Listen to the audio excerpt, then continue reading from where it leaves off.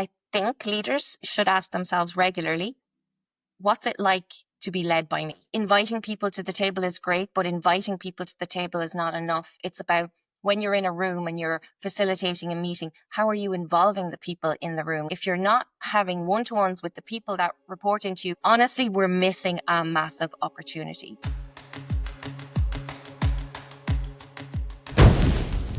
Welcome back to KPI Fireside, a continuous improvement podcast. If this is your first time listening in, welcome. We are so happy to have you join us.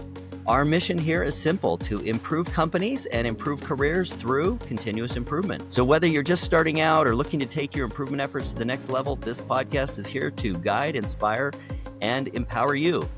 I am your host, Keith Norris, and our guest today is Catherine McDonald. Catherine is a leadership and executive coach as well as a lean consultant. Her expertise is in building better leaders, stronger teams, more effective systems. She has a background in organizational behavior and applies a people-first mindset. She focuses on providing structured space for process and people development. And Catherine, we are so happy to have you join us here today. Where are you joining us from? Where are you located? Hi, Keith. How are you? I'm joining from Ireland, from a place called Kildare in Ireland today, and I'm delighted to be here. Thanks for the invite. It's great. Wonderful. Yeah, I've seen your stuff on LinkedIn. You're always posting some really great insights about lean, and I thought it would be awesome to have a conversation with you. So thanks so much for joining us. You're very welcome. You're very welcome. So we like to start the KPI Fireside podcast with a little segment we call the Spark. And what I've noticed is a lot of folks that are in this thing we call continuous improvement or lean, there's usually like a moment that they can remember in their life where like something kind of clicked and they're like, I think this could be my career. I'm wondering if there's like a moment or a memory or a particular point in your life where that happened to you. Actually, there is, but it wasn't the word lean I was attracted to actually at all. So I went back to college a number of years ago and I studied organizational behavior as a master's. And I remember sitting in the sitting room beside my husband and just wondering, what am I going to do? I wanted to move out of the industry that I was in at that time. I was in social care and I'd done 10 years and I just felt I want to do something else. So I started looking up these different courses and I hit on this one called organizational behavior. And I started reading down through the different modules, and it covered people dynamics and it covered why organizations fail. And then it covered quality and lean and agile. And I was just hooked. I remember showing my husband, I've no idea what this is, but I definitely, I looked it all up and it just attracted me so much that I do remember that moment. So I knew nothing about lean, but I knew what it was connected to, and that's what interested me.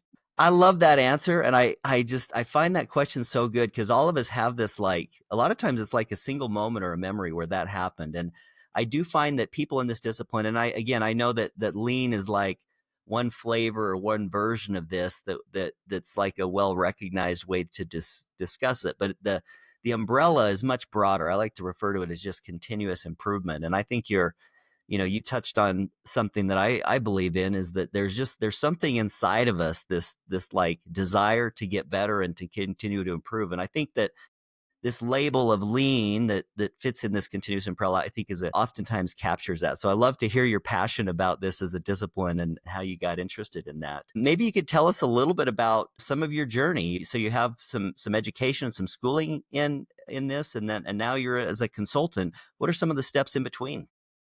I changed direction over the years. I actually started out working in the nonprofit sector, and I sort of found my way into lean and leadership coaching while I was in that sector. I went back and I did some study. I did a master's and I did some qualifications in lean, green belt, black belt, and then I did some coaching qualifications. And so 10 years ago, I started my business, but I was largely a subcontractor. So I was very lucky to have some good relationships, good networks with some larger consulting companies in Ireland. So I started my business that way. And that saw me actually take on a lot of small, or what we call in Ireland, lean for micro projects. And what they are really, that's where the local enterprise offices would give companies in Ireland, small to medium companies, hours with a mentor. So that was how I started out. It was sort of short-term project projects, if you like to call it that. And I had about 20, 30 hours with each client from all sorts of different sectors I'd never worked in before, bringing in this kind of lean and leadership mindset and methodology. So I did about 100 of those or more. And I guess I realized it actually wasn't for me, that kind of short-termism approach. So what I've done really now with my own business is I have decided I want to work with companies for longer term, if you like to put it that way. So I try to work with companies where the companies and the leadership in the companies understand that continuous improvement and improvement in general takes a lot longer than 3 months. So I work with companies who are interested in this idea and their teams, and I bring them through one-to-one coaching, and I work side by side with teams. And that's basically where I'm at now. I have some really good partnerships with some really good companies, and I'm in them for the long haul for at least a few years to try and help them improve over time. That's very interesting. We think about this idea of continuous improvement. On one hand, you're like, continuous, it should be like all the time, every second of every day. But in reality, there is like a staccato or a cadence with improvements. And I think I'm kind of curious, like, you talked about like these 2 or 3 week or month-long projects. Sometimes that's very intermittent. I'm curious if you have thoughts on how to go from periodic improvement to more continuous. Yeah, definitely. Well, if companies are not used to continuously improving, which generally they're not when I go in, they're used to being stuck in the same way they've always done things, and that's generally reactive. So I think really what we need to do is help companies to see that, first of all, that basically you're not continuously improving. Maybe you're making efforts to improve over time, but are they actually leading to continuous improvement over time? So we've got to get that mindset. We've got to do a little digging, and we've got to get people to see, actually, if you want real continuous improvement, you've got to create the space for it. And you've got to involve the people doing the work and all the things that we know are really important. So a lot of the time, I think people think they're doing it, but they're actually not. When you say make space for improvement, drill down on that for us a little bit. What do you mean by that? What does that actually look like? So I'll just to give you an example. Oftentimes when I go into an organization, people come in, everybody comes in, does their job. They know what their job is largely. They'll come in, they'll do their job, and they'll do it probably in the same way they've always done it. They do follow some sort of processes, and they do a good job largely. But I could go in a month later, 2 months later, and everybody would be doing things in very similar ways. So what I mean by space is the opportunity to step back from what you're doing. Pause, press pause, step back, look objectively at what you're doing in your role every day, the processes that you engage in and that you use, and say, how am I doing these processes? And get some people together with you and go, how are we doing these processes? And then look at it and understand, okay, could we do it any better? That space to step back is largely what we don't give people. I think a lot of people either put the pressure on themselves, or other people might put the pressure on them to come in and do. They feel they have to be seen to be doing a lot of the time. So when I go in, I guess one of the first things that I try and work on with people, especially in our one-to-one leadership coaching, where again is a space to reflect on their own behaviors, is to understand this need to get off autopilot and to give some structured, focused space to understanding how we can improve. I think that's so interesting. I think that there's a misperception in a lot of companies, particularly big companies. As employees, I think employees feel like, oh, my boss wants me to be busy all of the time. I get in trouble if I'm not busy. But I think as, let's just say, inspired or enlightened leaders who believe in continuous improvement, you have this knowing that there has to be some sort of a reflection, a pause. You have to create a little bit of space or a little bit of time for that improvement. I'm curious if you have some recommendations, and I'm assuming that it's probably different at different levels. If I'm somebody working in a machine shop, the amount of time I need to spend reflecting is probably different than if I'm a general manager or a site manager or a executive vice president over 20 plants or something. Do you have any guidance on how frequently or how much time people should spend on that set of reflection questions? Yeah, so I think you're right. It's not the same for everybody. So it's not like I can give a recipe, but I think what we need to start off with is meeting with the people who do the work in their place of work. So go to the Gemba and understand what exactly the work consists of. And then it's a case of asking questions and being curious and saying, well, how often do you step back? Sometimes they do. You know, they have weekly meetings. They may have a quick huddle in the morning. Like, so they are, it's rare you go into somewhere and they're not stepping back at all, right? But I guess my next question is, well, if you're doing these things, how effective are they? So as well as just lining up the work for the day, which is the way the daily huddles are often used, okay, let's who's doing what, how about we see, can we ask better questions and even bring in a simple question like, what's one thing we could do better today than we did yesterday? So for example, yesterday we got our 50 deliveries out and we had 6 customer complaints coming back to us yesterday. We know what happened basically, but can we talk about how we can do it better today? So you're using those little existing platforms, as I call them, to see, can we build in some improvement discussion to make it simple, not complicated, make it very simple, but to get everybody focused on thinking, I guess, critically about their performance and the team's performance. And how could we, let's have a quick conversation. How could we do it better? And that then leads people, it involves people, but it also raises their commitment to doing better when we talk about it as a team. Absolutely. Just for the sake of a little bit of context, could you share with us some of the industries that you've worked in? Yep, yep. I made a joke once.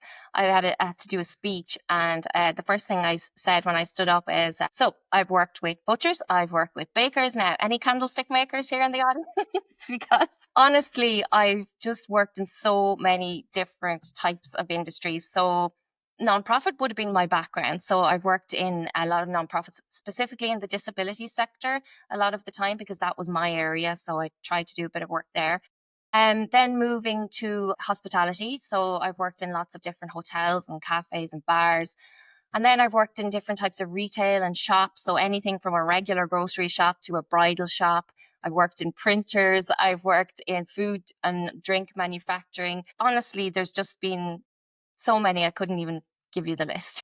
It's so interesting, and this is, again, this is a story that I hear a lot from practitioners in this discipline, because I think a lot of people feel like, oh, I'm in a certain industry, this is the thing I know. But this idea of business improvement or continuous improvement, the core principles apply to basically every industry. And I'm fond of SQDC, safety, quality, delivery, costs. When you were mentioning just a minute ago about what could we do today that's a little bit better than what we did yesterday, you dropped a couple of metrics that I would describe as either delivery or cost. And I find that even across sectors, from manufacturing products to delivering services. I personally am not as familiar with nonprofit, but I'm kind of curious. Maybe you could talk to a little bit on how some of those metrics or some of the things that you use to measure improvement might vary a little bit across, like from nonprofit to manufacturing or services. Yeah, yeah. So manufacturing is still probably, I would say, the easiest industry to work on because we're all set up with the metrics, as you say, to be able to know and say, and at our huddles have like, okay, in terms of, safety and 5S, we have our, we know how many incidents we had, this, that, and the other. So it's just so easy. And it's probably still the industry that I work most in because I think it's just sort of this still stuck to manufacturing, this whole idea. But when you move into different sectors, there are metrics. There actually are loads of metrics. They're generally not visible at all. People fill in documentation day to night, but very little in some industries of that documentation is turned into real metrics. So one of the first things I have to do when I go into an organization is understand, well, what data do you collect? Why are you collecting it? Okay, well, what data is going to be really important for continuous improvement? Where are the real gaps? And so the issues and the goals, where's the gaps? And what metrics do we need in terms of filling those gaps? So sometimes, we don't have machinery. We have people working with people a lot of the time. So in some industries, it's a little bit easier. So you've got, like in cafes, it could be waiting times for customers. It could be turnaround time between the order going in and the food coming out. Again, customer reviews. There's loads of little things you can do in different industries.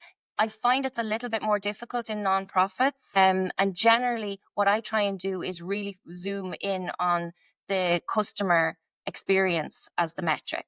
So we will try to dig really deep into, because that's actually what the people doing the care work are really interested in as well. They're there because they're so passionate about the care they provide for people. So really all the metric that they're interested in is how good a job are we doing? How much of an impact are we having on people's quality of life?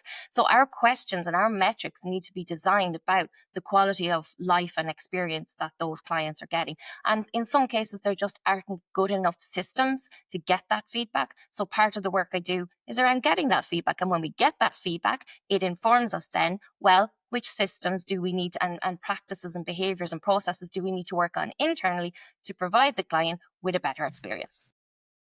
Love it. There's a famous Jeff Bezos quote.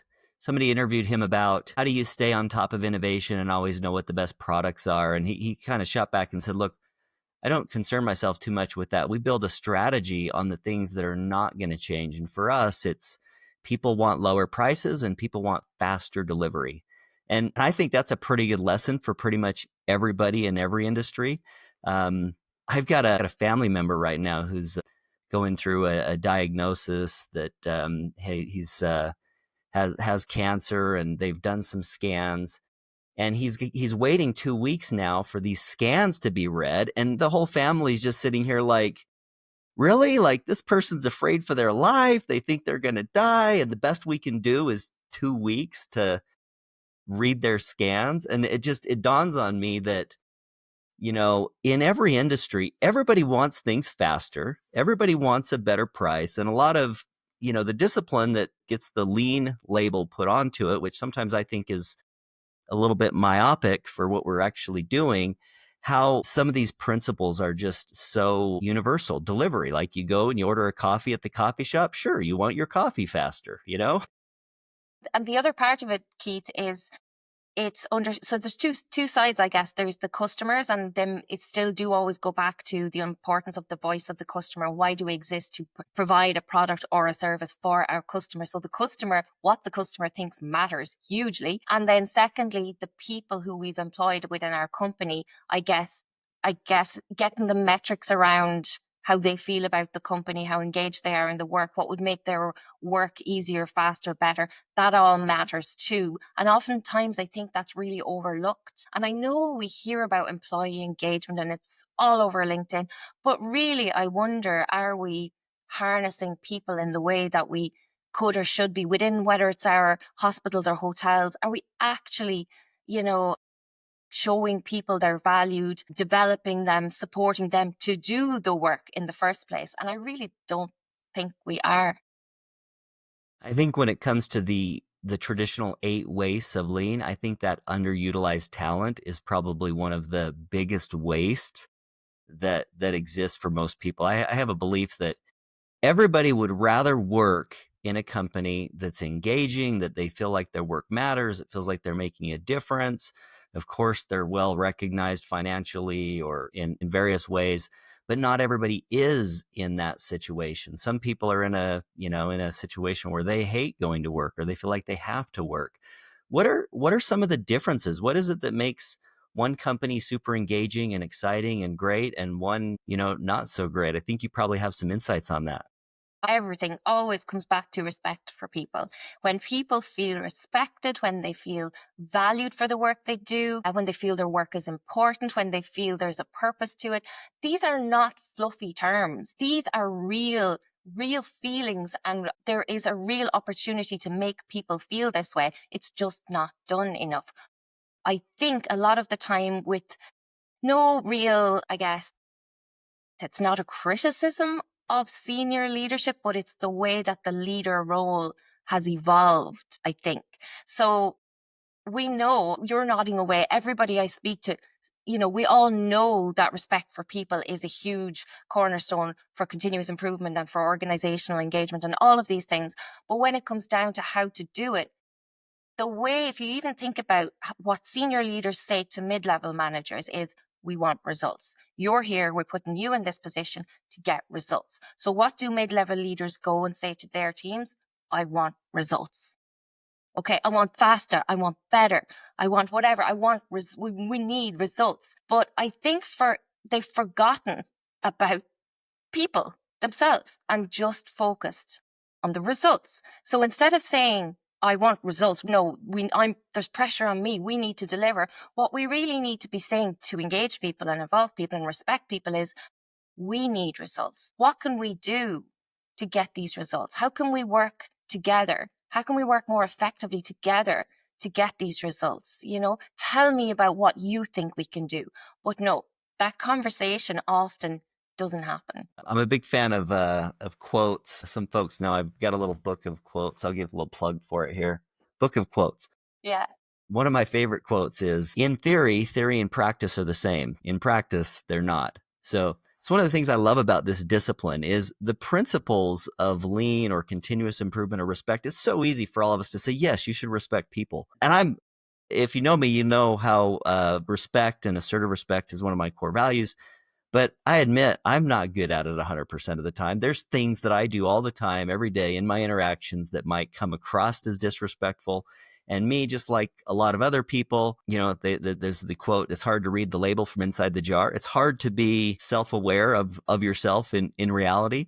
So that's one thing that I find so interesting about this discipline is how many layers there are. You know, like, yes, results matter, and yes, people matter, but there's so much more to just knowing that. It's just a discipline of practice. Do you have any special advice or things that people can do behaviorally or ritually, like patterns in their organization, to communicate that respect for people? Well, behaviorally, there's so many different competencies we could talk about, and it's some of the work that I do one-on-one with leaders is understanding what respect looks like. So, you know, a lot of people think it's about saying please and thank you, and we know it's way beyond that. It's about, you know, first of all, inviting people to the table is great, but inviting people to the table is not enough. It's about, when you're in a room and you're facilitating a meeting, how are you involving the people in the room? It could be your daily huddle. It could be your weekly meeting. You might think you're being respectful by bringing people together, but actually, are you inviting them to participate in the conversation? Are you asking them for their opinions? Are you listening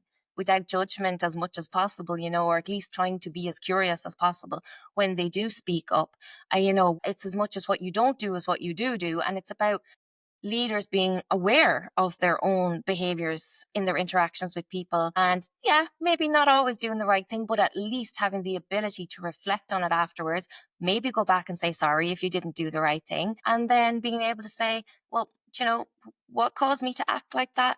You know, do I want to be better? If I want to be better, what do I need to do differently next time? And again, I mentioned space earlier, having the space to be able to go off and, you know, work on your self-awareness and develop yourself in this way. So that's just, I suppose, what leaders can do for themselves. And having a coach obviously helps, because it's very hard to create the space and do this by yourself. I mean, who of us works during the day, stops to think about these things and goes home and then says, I'm going to have a little reflection for myself and work through how my day went and how my interactions went? We don't do that. So that's the purpose of having a coach in your life, because they are like this accountability partner who will guide you to have these conversations that can be a little bit uncomfortable and just so difficult to work through by yourself, right? So coach or mentor, whatever you like to call them, that's really important. And then on the other side of it, I think when you're in the work environment, a lot of it is about understanding that your job is not just to get results, right? It's about creating the right environment for people to succeed, to get the results. So it's about looking at, well, how do I do that? And that is about looking for opportunities to speak with people, interact with people, bring people together to, let's say there's a problem, you know, right, I know as the leader, I need to resolve this, but I also know that it's not on me, and the people doing the work know the problem. So I'm going to respect them and bring them in and talk to me about it, and we'll work it out together. So things like daily huddles, even on your Gemba walks, for people that don't know, a Gemba walk is your daily walk around as a leader where you stop by, you chat to people, you observe the processes, you understand, I guess, the standard way of working, and you're checking in to see how is the standard way of working. Is it? Are people following it? If not, why not? So you're having these conversations where, again, you're involving people in understanding if the way that we have set things out is clear enough for you to be able to do your work confidently and competently. And also, maybe we haven't done everything right. Tell us what you think. What's your experiences of work? And we're improving in that way through our interactions and spending time with people in their place of work. So all those things, creating those right platforms, it does not need to be big, long meetings. It is about creating space in your own calendar to go and have these interactions on a regular, consistent basis. Catherine, I know a lot of people think that respect is just like being nice to people. And I'm assuming, based on your expertise, that you might be able to tell us the difference between just being nice to someone and what it means to have respect for someone. Yeah, I will give you an example. So, more than once, it has happened where I go into an organization and I'm working with leaders, senior leaders, and I'm working with mid-level managers. And I get a sense of the relationship between the management team, right? And oftentimes I work with such great senior leaders who really want things to work really well. And they tell me that they're doing everything they can to support their mid-level managers. And we break that down and I say, okay, well, what does that look like? Well, I'm there for them. I listen. I see what they need. I pick up the phone and I ring them every day and I talk to them every day. And it sounds so respectful. And then I say to them, so do you challenge them? And they go, yeah. And I said, what do you mean by that? Well, I let them know if something needs to be done or if there's a problem. So we have the whole conversation about respect being way beyond being there for people. Yes, you have to be there for people, but also you have to let people go and you have to trust people to do their work. And in some ways, you might need to develop them before you can do that. So respecting people is seeing their potential, the potential to do the job without you holding their hand. And sometimes that means you have to have tough conversations and you have to hold these people accountable in a way to being able to do their work and deliver on it. And sometimes that means in a tough conversation saying, I know you can do better. I know that, we need this as an organization for you in your role to be able to operate without me, so you're challenging people. So I do think that respect is about listening. It is about asking. It is about guiding. It's about all those things, but it's also about challenging people and in a fair but firm way that shows people, wow, they believe in me. They really believe in me. They really value me. They see that before they see that I can do more. And I think that is part of respect for people that is not often, I suppose, doesn't often happen in organizations in that way, which is a pity. Oh, that's great. That's a great answer. I'm finding you get such great answers on some of these. These are some of the tough topics, right? Lean's so simple, but one of the things that I personally find a little bit interesting or challenging is you got this idea of lean and respect for people, and it's giving people time and being patient and letting people develop. And then at some point, there's a line where you do have performance standards, and you do need to perform. So how might you reconcile those two extremes where on one hand, maybe you could be overly aggressive and not put up with any mistakes from anybody ever versus maybe you put up with too many mistakes or poor performance? How do you find the right balance? So are you talking a bit, it's like accountability without blame, That's basically? a great word, Yeah. accountability.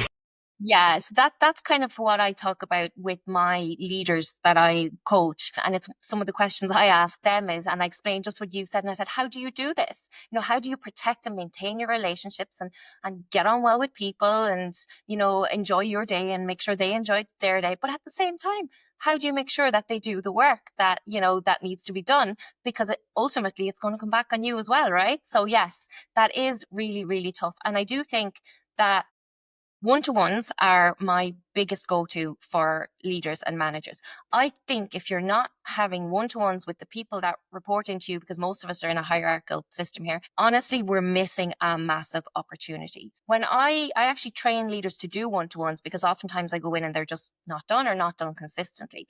So if you imagine what a one-to-one looks like, a manager sits down with their direct report, and the way I explain it, it is more of a two-way conversation, but it's a space to have that two-way conversation.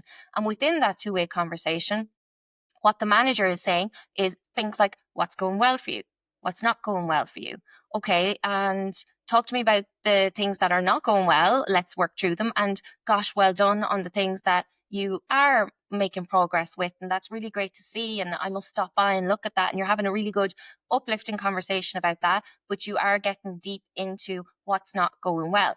Now, there's also a space there for the manager to give feedback and the manager to get feedback, right? So and I think if managers do this regularly on a monthly, if not more, basis, people get into the habit of having these deeper accountability conversations.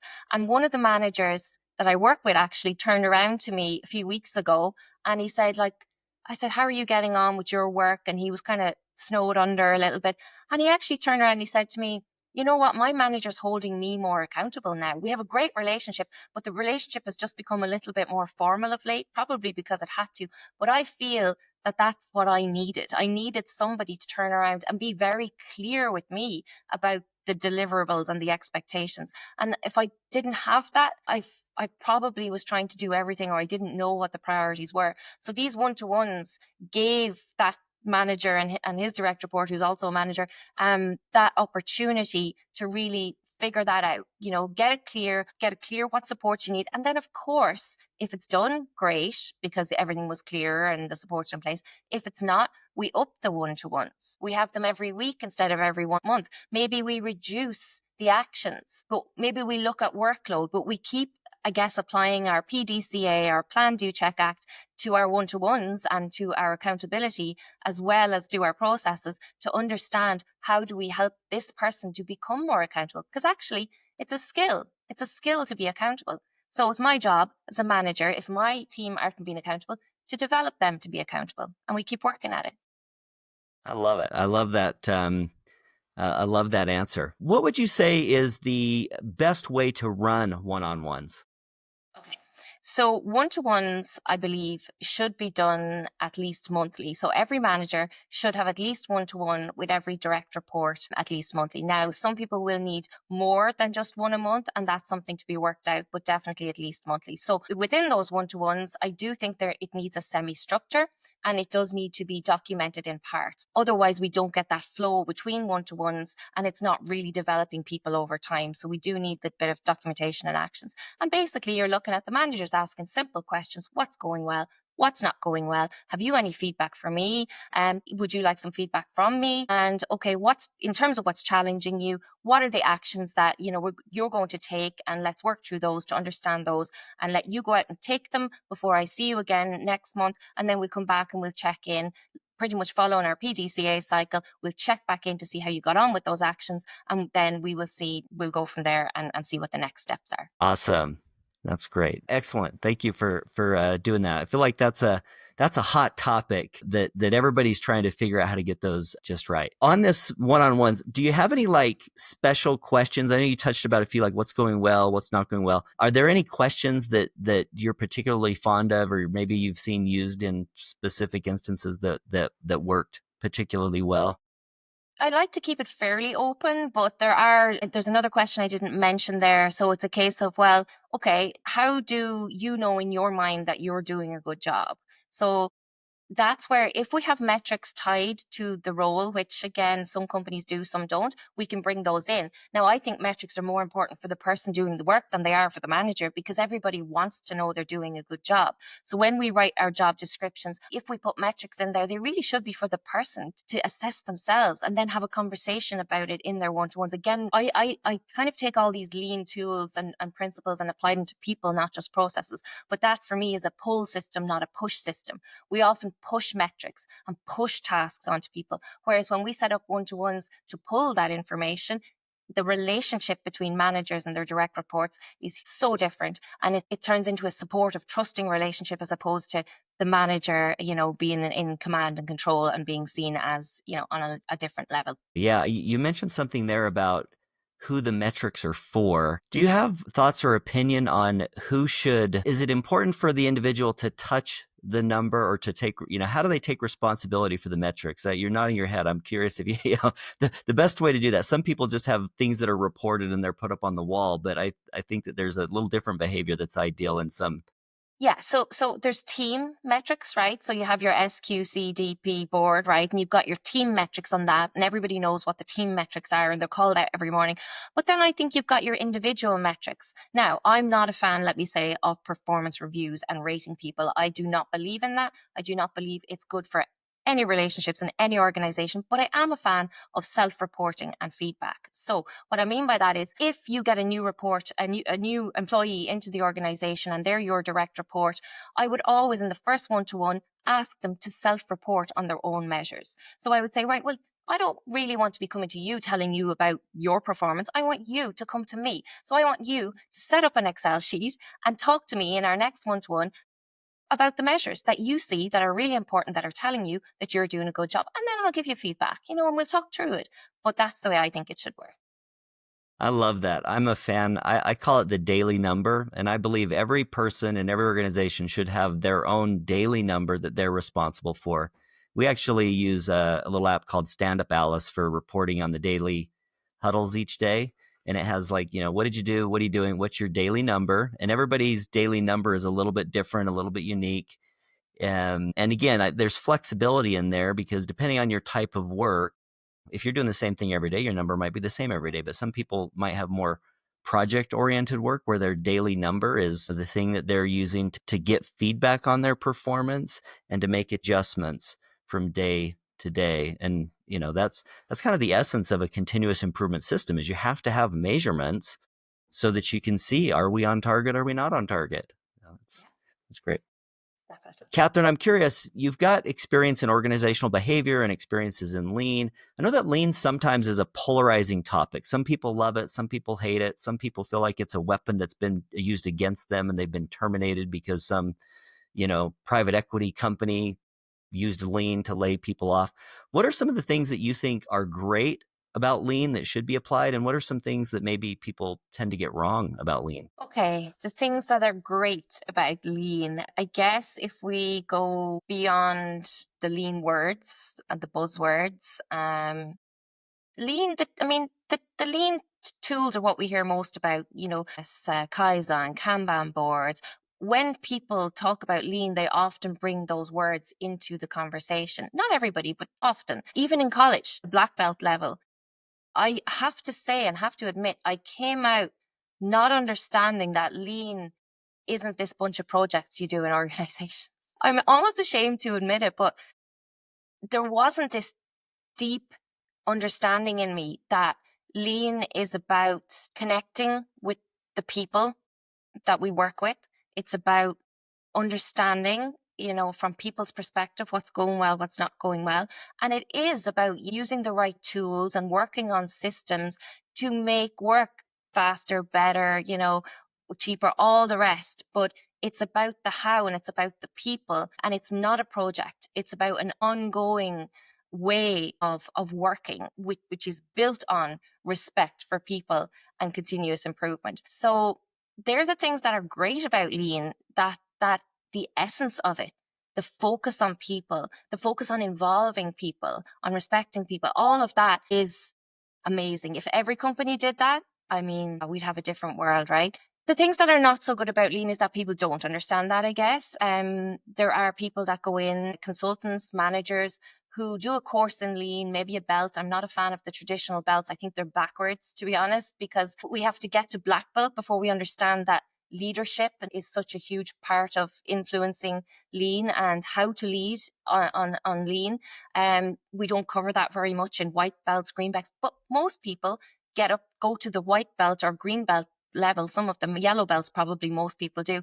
And we don't come away with that understanding that lean is so far beyond these lovely, shiny, visual boards, which are great when they're used properly, and so far beyond the buzzwords. But people come back and then they expect to do these kinds of lean projects and see improvements as a result of using these lovely value stream maps and process maps, but they haven't got the people and the interaction and the behaviors and the culture right. And so I do think lean is amazing, but in the way that lean is talked about, I think there's a whole piece of work to be done to set up the right environment for us to even introduce the words associated with lean, if that makes sense. Yeah, it's interesting. I find there's a lot of variation in how people feel this thing called continuous improvement, how it should be structured in an organization, where it should be led from. I'm curious if you have some.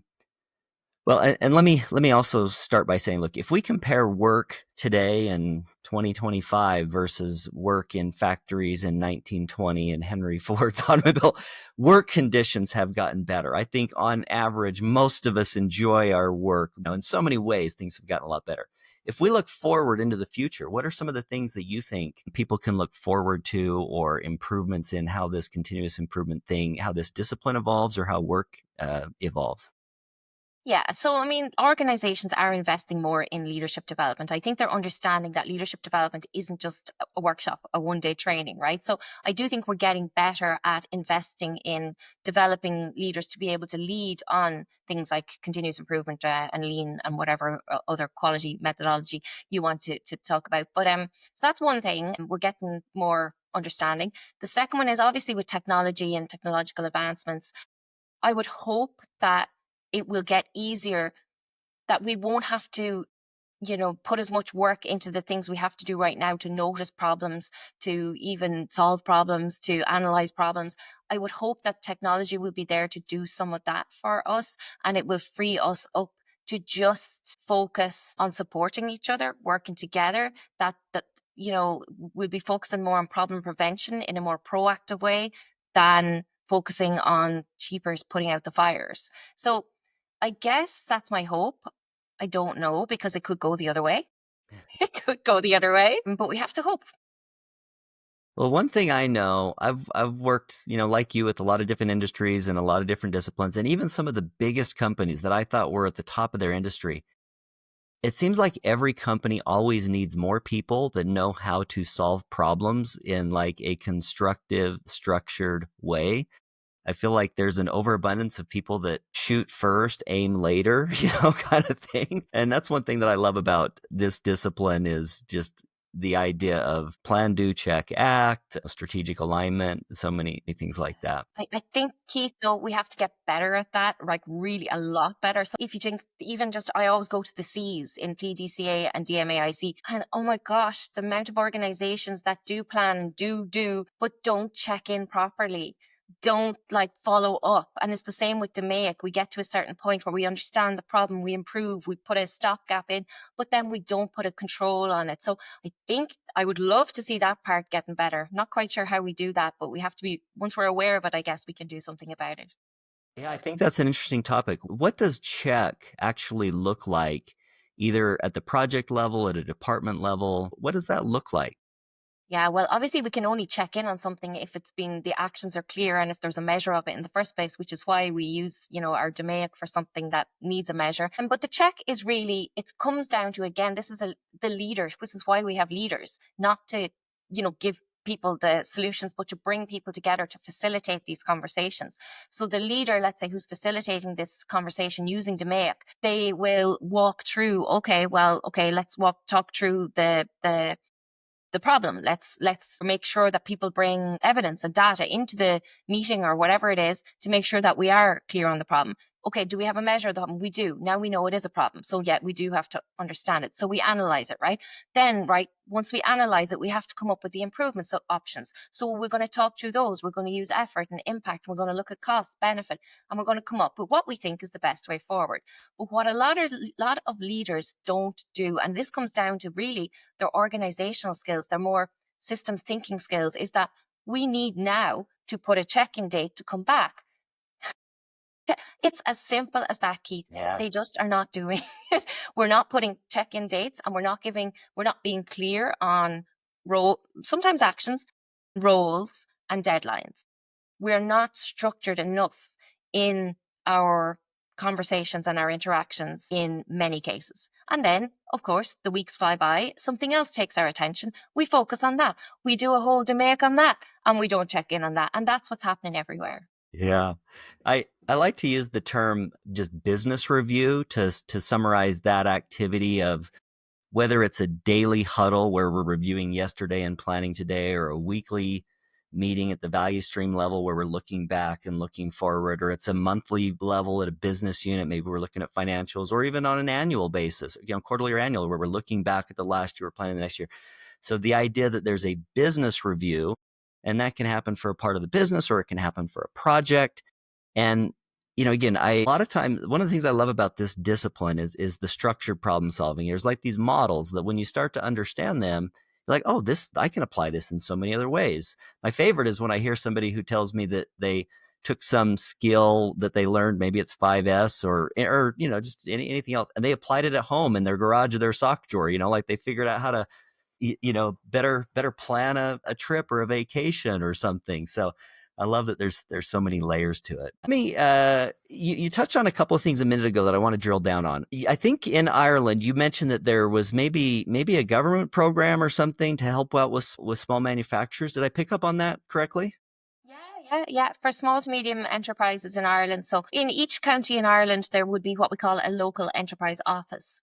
And that local enterprise office would reach out to small to medium businesses, and they would say, we provide grants and we provide mentoring for you to improve your business. And within that, there's what's called a lean for micro. So that's for the smaller businesses where you get 20 or 30 hours with a lean or leadership or whoever consultant to go out into your business, understand issues and help you, let's say, resolve them, right? Now, you can also go on, I think slightly bigger companies who have maybe bigger, or medium companies who have bigger needs, they can actually go on and get more funding. They can do a second lean for micro. They can do a lean plus. They can do a lean transform.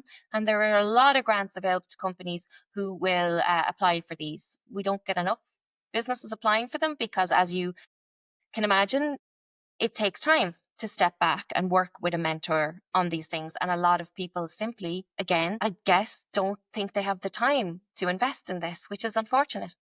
This is funny. This is something that I'm in Salt Lake City, Utah, in the United States of America, and right now we're recording this in May of 2025.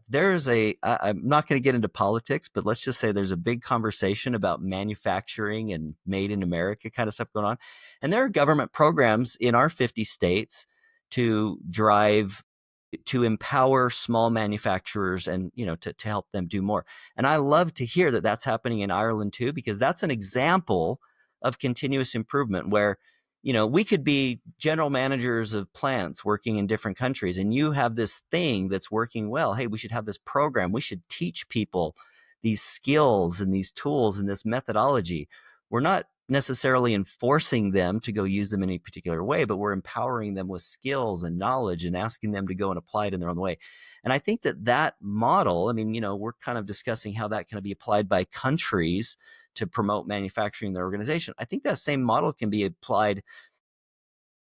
First of all, small manufacturers should absolutely take advantage of those opportunities. If you haven't ever thought about that, go look into it, because I know, at least in Ireland and in the United States of America, probably in other countries, ABI Fire has a lot of customers outside of those two countries. So I would encourage people to look for programs. And if you're aware of programs, somebody that's listening to this, please reach out to me. I would love to learn more about the programs that are available, because the other question I wanted to come back to, Catherine, has to do with your role as a consultant. I believe that there's certain things that consultants can do better than internal employees can do. What are some of the things that you as a consultant can do or can see inside of a company that companies might not be able to do for themselves? I suppose the first piece would be facilitation skills. It's not something that's often talked about. We talk about coaching, we talk about mentoring.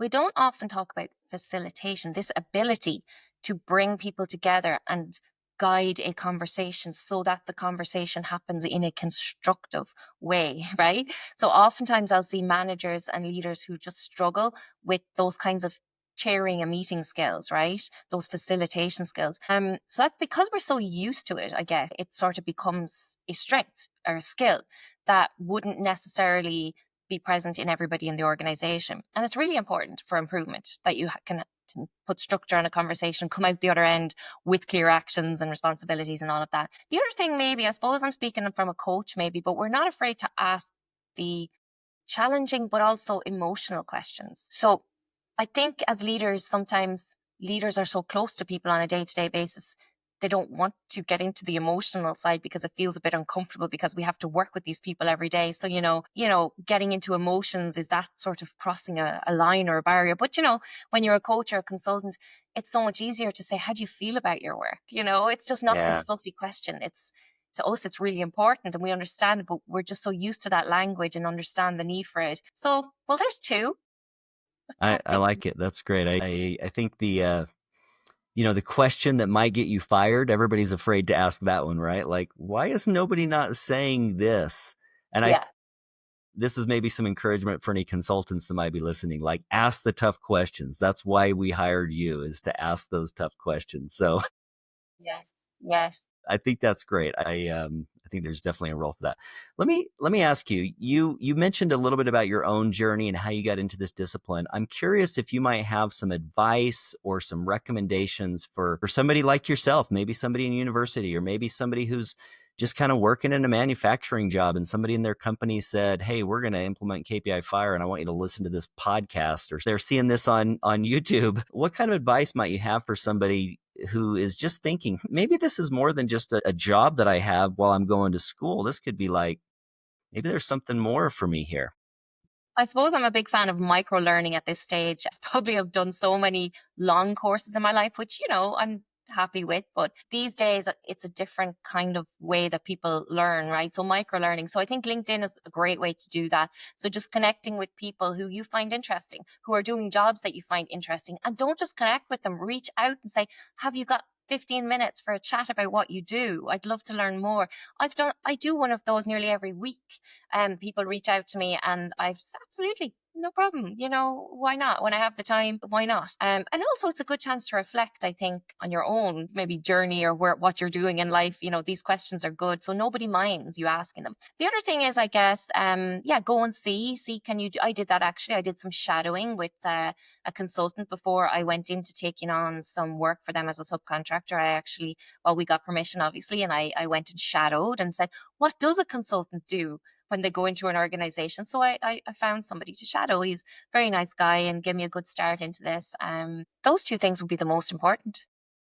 That's excellent. So what I want to do now is a little section. We'll call this rapid fire. So these are just 5 quick questions with brief, short answers. So the most important job of a leader is to develop people to become other leaders. I love it. Develop people. That's such a good one.